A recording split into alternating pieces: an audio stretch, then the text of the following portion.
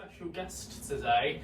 We're being blessed with the presence of Hannah Phillips. Hello there. How for your second stint? Second time. Yes. So it's been a couple of weeks since the last time. Yeah, Danny. I thought it went really well. I enjoyed that show. Yeah, I did as well. Yeah, I thought Don't it was talk really about good. meal deals, you know. You can't complain about the humour that we get. It's good content, isn't it? It is good content. We can always get it where we can find it. Absolutely. And talking about good content, you've been on YouTube now for 10 years. How does that feel?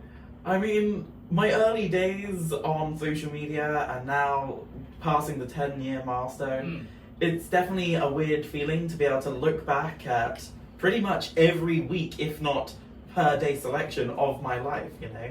I don't know how many people can say, oh yeah, I'm just going to click on a random video in 2017 and it'll be this exact day and I can see what my life was like in that environment. Yeah. Is it scary in any way?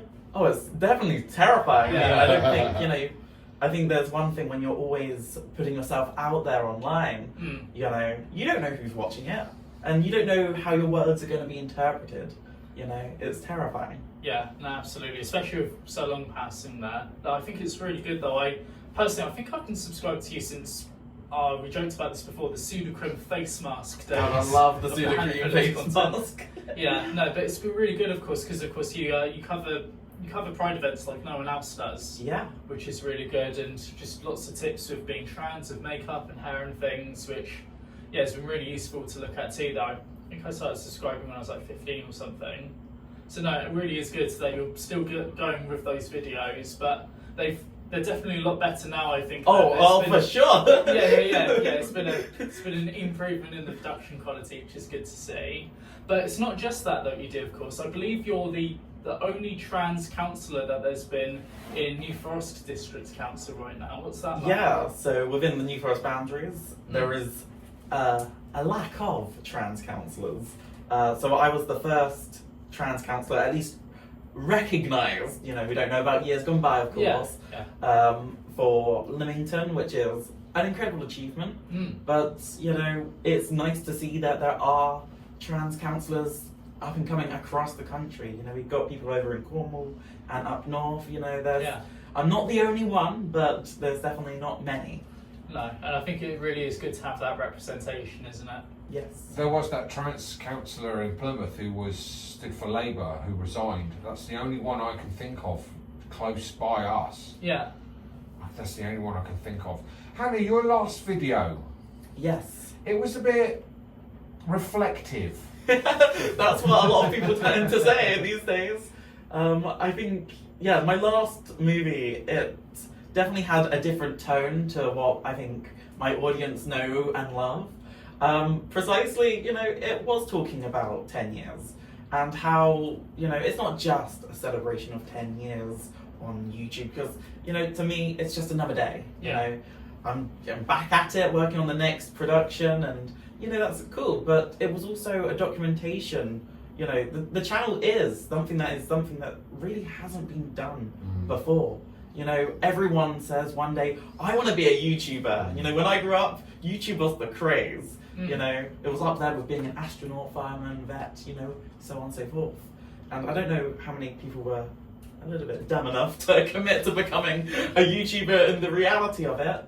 But I think, for me, having a platform to be able to share a voice that pretty much came from the middle of nowhere in the New Forest with no hope, no inspiration, and it was like, okay, this is something that I want to do. And so 10 years ago when I clicked the create a channel button, you know, which everyone has access to do, I didn't think that was legitimately gonna, you know, it was kind of like, I'm gonna become a YouTuber, but like, you don't think that that's actually gonna happen. I think the interesting thing was that there are only 2 YouTubers I can think of who have transitioned from their early stage through YouTube online, and that's you and Count Black. Those are the only 2 YouTubers I can think of who have documented their transition in some way or another from the very beginning all the way through until the present day through their channel. Yeah. And I do believe that, like, social media on a whole, especially over the last 5 years, there's been such an uprising, people documenting their stuff, but we're now in a political culture war that wasn't really there 10 years ago. And I think there is that factor where, you know, doing that online back then was seen as this is really incredible. And nowadays it's, you know, less of an achievement because everyone's doing it, and, you know, the media like to portray it in a negative way. So I suppose reflecting on your video, would you say the somber tone of it was directed not just at how you felt doing it, but also the times in which we live in now? Like you said before, when you started, it was a different time. It was like it was when I transitioned for the first time back in 2004. Different time. Nadia was the winner of Big Brother. Everybody loved trans people, and now we've taken a fall off a cliff. Would you say that was one of the aspects of its somber tone? My recent productions have really been more focusing on the mental health and the emotion. You know, I used to do upbeat content like, welcome back to my channel, I'm going to be talking about this, it's happy, you're feeling accepted, this is a safe space.